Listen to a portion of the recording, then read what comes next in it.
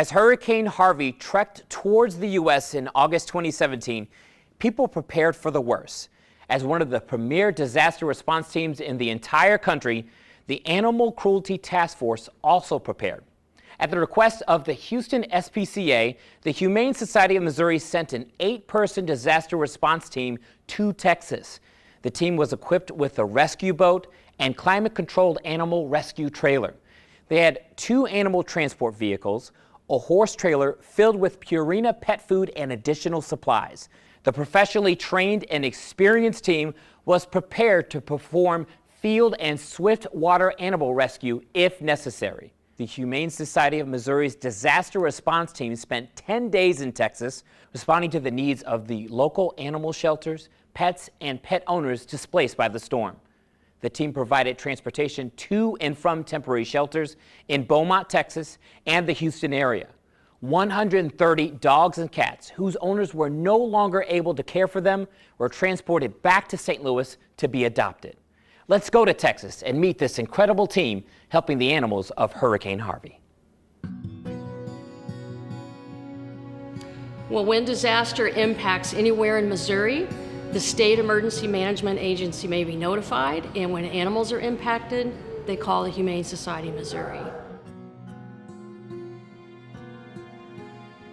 And this past summer, Humane Society of Missouri was called to respond to Hurricane Harvey in Texas and Hurricane Irma in Georgia and Florida. The skills that our team brings to any disaster response, and in Houston specifically, they help set up a 300-animal emergency shelter. It is literally coming in and building something out of nothing and putting into place all the skills and training that they've been through and knowing how to operate an emergency shelter, knowing what you need to provide those animals, what supplies you need, how to set it up so it's very well organized so you can get in and treat the animals that need medical treatment, that animals are getting, cared for and walked and medicated as they need to be.